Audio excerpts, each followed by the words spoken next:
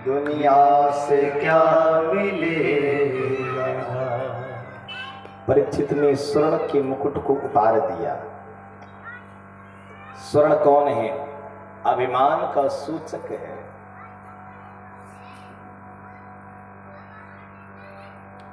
संत कहते हैं जगत में उन चीजों से प्रेम मत करना प्यारे जो हमारे मन में अभिमान पैदा करते हैं। संतों ने तो यह कहा है कि जिस ज्ञान में अभिमान प्रवेश कर जाए वो ज्ञान विष के समान है। जिस ज्ञान में अभिमान प्रवेश कर जाए वो ज्ञान विष के समान है, और जिस ज्ञान में विनम्रता का वास हो जाए वो ज्ञान अमृत से कम नहीं होता। अभिमान जगत की सबसे बुरी चीज है, जबकि अभिमान कुछ है नहीं जगत में। अभिमान टूटते हुए आपने बहुत बार देखा होगा।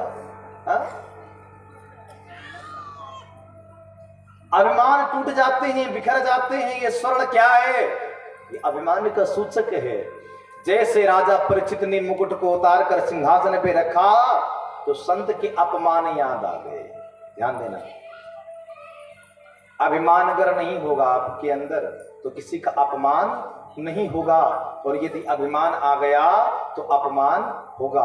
और शास्त्र कहता है कि जहां अपमान है वहां विनाश होता है।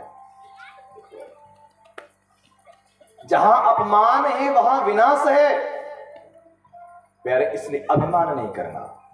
राजा परीक्षित वहां से चलते हैं संत सम्मी की शरण में, क्योंकि प्यारे की बात मैं कहूं, जितने लोग बैठे हैं या और कथाओं में आए या बंडाल भर जाए या दुनिया में एक डायरी लेकर निकल पड़ो और पूछो भगवान को तूने देखा है?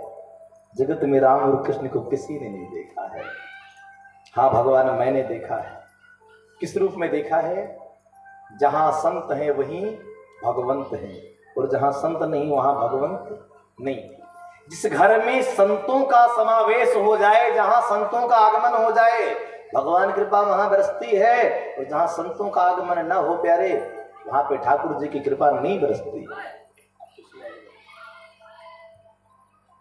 वहां पे संतों की कृपा नहीं बरसती, भगवान कृपा नहीं बरसती। भगवान कहते हैं संत मेरो शिरोमणि मैं संतान कर दास। जहां जहां संत चरण रखते हैं वहां वहां रहूं मैं वास। जहां संत रहते हैं वहीं मैं रहता हूं। संत के चरण में राजा परीक्षित पहुंचे। महाराज समीक के चरण में लिपट कर रोने लगे, हे महात्मान मुझसे शाश्वत अपराध हो गया है। और अब तो मैं देखता हूं अगर नगर में कोई संत आ जाए आप लोगों के यहां तो आप लोग भिखारी समझकर उसे दुत्कार देते हैं। ऐसा होता है ना? आप लोग उन्हीं संतों का सम्मान करते हैं, मैंने देखा है, जो लग्जरी गाड़ियों से चलते हैं। आजकल तो बड़ा दुर्लभता हो गया है। आजकल की दुनिया बहुत बदल गई प्यारे। मैं सोचता हूं, चिंतन करता हूं, रोता भी हूं कमरे में और लिखता भी हूं उस पर कुछ ना कुछ, रोज लिखता हूं। मैंने देखा संत की जो आज के संत, शास्त्र कहता है जहां संत है वहीं भगवंत है। हर कथाओं को देख लेना आगे, जहां संत जाते हैं भगवान वहीं जाते हैं। किसी ने कहा भगवान अपने जाने से पहले संत को क्यों भेजते हैं? भगवान ने कहा मैं वहां जाता हूं जहां पवित्रता होती है। बोले इसका मतलब? बोले संत जहां जाते हैं वो धरती अपवित्र भी पवित्र हो जाती है, इसीलिए वहीं पर मैं जाता हूं जहां संत जाते हैं। भगवान ने संतों को अपने से श्रेष्ठ बताया है। और आज के युग में देखो, अगर कोई सच्चा साधक मैलीन कपड़ा पहनकर अगर आपके नगर में आ जाए तो लोग भिखारी समझ करके उसको दुत्कार देते हैं। इस जमाने में तो संत का सम्मान नहीं है, इस जमाने में तो लग्जरी गाड़ियों के सम्मान है, बड़ी महफिलों का सम्मान है। अभी जो कथा है ना, अभी इसी पर एक टॉपिक याद आ गया। अभी यही कहीं बहुत बड़े मुरारी बापू इत्यादि कथा अगर होती ना, तो जो लोग ये कहते हैं मेरा निमंत्रण नहीं आया इसलिए मैं नहीं जाऊंगा, ये लोग बिना बुलाए सुल्तानपुर तक कथा सुनने चले जाते हैं, रायबरेली चले जाते हैं। अब इनसे पूछो वहां तो मुझे किसने बुलाया था? बैठने का जगह नहीं मिलता, खड़े होकर 2.5 घंटा कथा सुनते हैं अड़ियां उठा करके, और फिर अपने जीवन को धन्य मानते हैं। और यहाँ कहते हैं कि मुझे निमंत्रण नहीं है। इसका मतलब यही है कि संत का भगवंत का सम्मान इनकी निगाहों में नहीं है। संत और भगवंत सम्मान की चीज है मेरे प्यारे। संतों का सम्मान करो।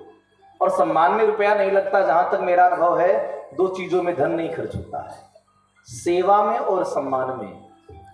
ना तो सेवा में धन खर्च होता है और ना सम्मान में। अच्छा, सेवा में धन खर्च होता है? किसी का चरण दबाने में क्या गया, किसी को जल चलाकर स्नान करा देने में क्या गया, किसी के वस्त्र धो देने में क्या गया, किसी को पंखा कर देने में क्या चला गया। न सेवा में धन लगता है, न सम्मान में धन लगता है।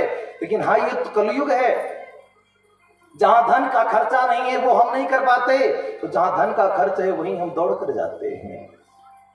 परीक्षित लौट पड़े समीक के पास में और संत के चरणों में गिर के रोने लगे। संत सरल चित जगत हित जग में दुर्लभ दोए। समीक ने परीक्षित को उठा करके हृदय से लगाया। परीक्षित, तू माफी मांग रहा है, फिर भी मैं शर्मिंदा हूं, क्योंकि तेरे जाने के बाद मेरे पुत्र श्रृंगी ऋषि ने तुझे आज के 7वें दिन मरने का श्राप दे दिया है। बोले कैसा श्राप? बोले जो मेरे गले में मृतक सर्प है ना, यही तक्षक बन करके आपको आज के 7वें दिन डस लेगा। इतना कह करके महाराज समीक, संत समीक तो रोने लगे, पर राजा परीक्षित गदगद हो गए। अच्छा, यहां एक तरफ रुलाई है, जो संत है वो रो रहा है और जो भक्त है वो हंस रहा है मृत्यु को सुनकर। अच्छा, मृत्यु को सुनकर क्यों हंसता है?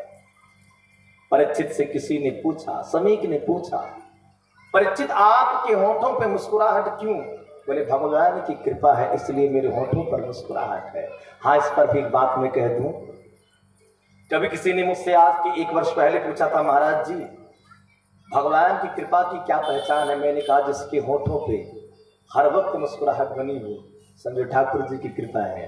और जिसके चेहरे पे उदासियां हो, लाखों पैसे होने के बाद, समझो उस पे ठाकुर जी की कृपा नहीं है। क्योंकि कृपा तो उसी पर होती है जो सर्वदा मुस्कुराया करता है। हाँ, जो प्रसन्न है, जो संतुष्ट है, जो संपन्न है, मुस्कुराहट तो उसी के पास होती है ना। जहां मुस्कुराहट है वहीं संपन्नताएं हैं, जहां मुस्कुराहट है वहीं भगवत कृपा है, और जहां मुस्कुराहट है वहीं भगवान का वास होता है। परीक्षित हंसने लगे। समीक पूछते हैं, परीक्षित क्या हो गया? परीक्षित ने कहा कि आज मेरे जीवन के सबसे विशाल दिन है, क्योंकि दुर्लभो मनसो देहा देहिनाम क्षण भंगुरा। दुर्लभो मनसो देहा देहिनाम क्षण भंगुरा। हे महाराज, इस शरीर का कोई भरोसा नहीं है। जगत में कोई ये नहीं कह सकता कि मैं अभी हूं और कल जिंदा रहूंगा, लेकिन मैं साहस के साथ कह सकता हूं कि मुझे 7 दिन में कोई मार नहीं सकता, मुझे 7 दिन में कोई मार नहीं सकता है, मुझे 7 दिन में कोई मार नहीं सकता। हे महाराज, अरे श्वासों का क्या भरोसा, श्वासों का क्या भरोसा, रुक जाए चलते चलते, रुक जाए चलते चलते,